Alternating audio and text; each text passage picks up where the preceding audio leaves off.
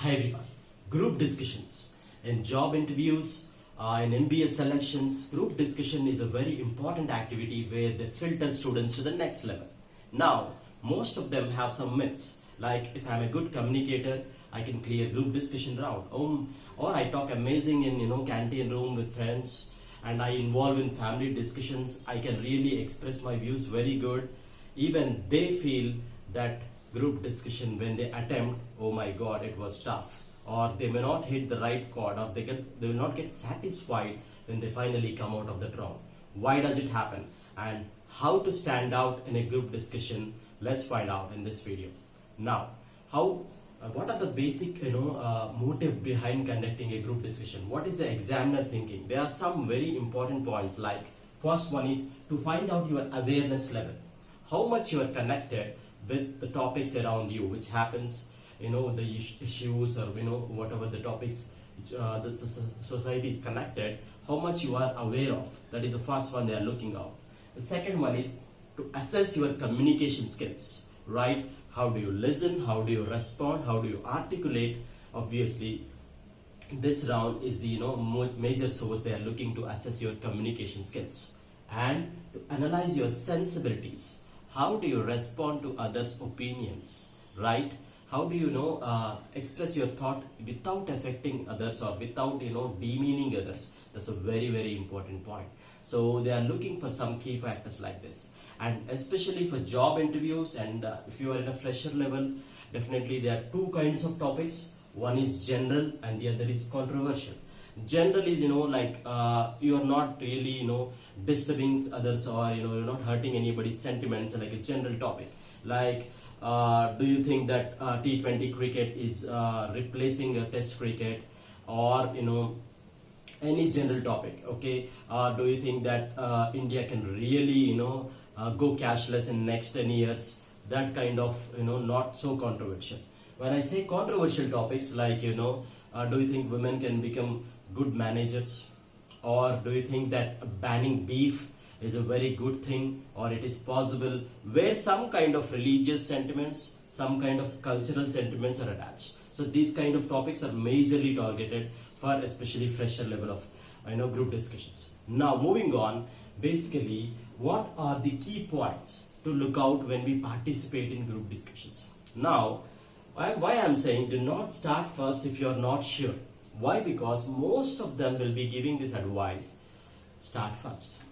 You will be you will be grabbing the attention, you will be making an impression in the HR's point of view. Of course, it's very good to start first. What if you are not sure about the topic? What if you are not so confident what you are going to speak about the topic? In that case, always try to listen to the first speaker and definitely respond second. Why? Because when you respond second, you have some time to listen what he is saying, the first one. Even though if you have some little idea about the topic, you'll be getting more idea of the topic. You'll have some time to do that self-talk, some kind of preparation.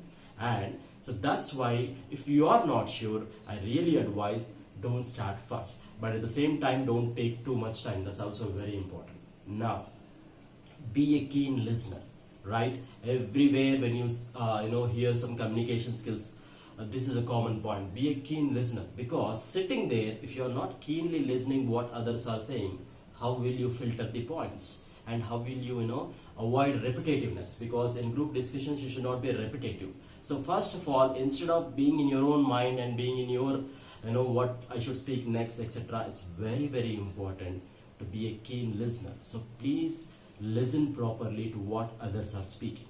Now, never give up courtesy, right? At any point, don't lose your calmness, because most of them get confused with a debate and group discussion. Group discussion is just putting your thoughts, right? So don't give up courtesy. Always show respect to whoever is participating. Now, keep doing self-talk. That's what. Because suddenly, if you may not paraphrase some of the points which you want, so please do keep doing self-talk what you wanted to speak. Or some point when you are listening from others, and if you felt that the same point can be kept more effectively with some example or a new example, that's how you should be doing self-talk throughout.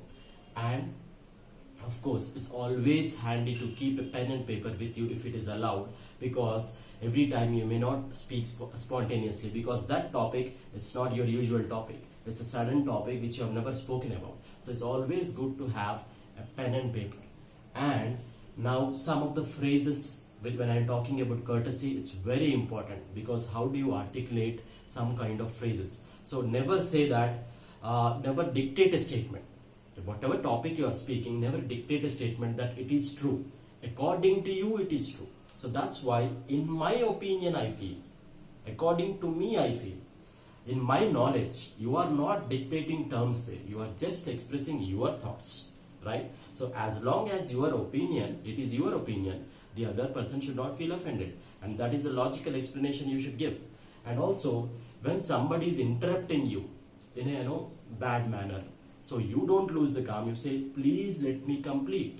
Let me complete first. Listen to me first, right?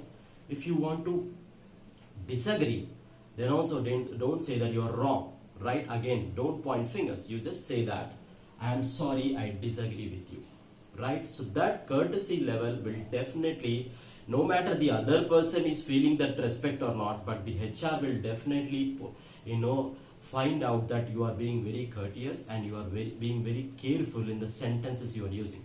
That's what we should be, where we need to stand out.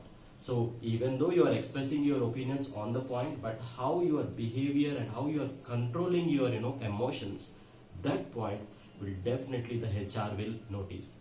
Now finally, what will the examiner will notice? The first, what kind of contribution you have given to the group discussion, in what level you have given, and without hurting others, as well as how broad you are being in handling others. These are the points mostly, if it is a good examiner, if it is a sensible examiner, he will be observing.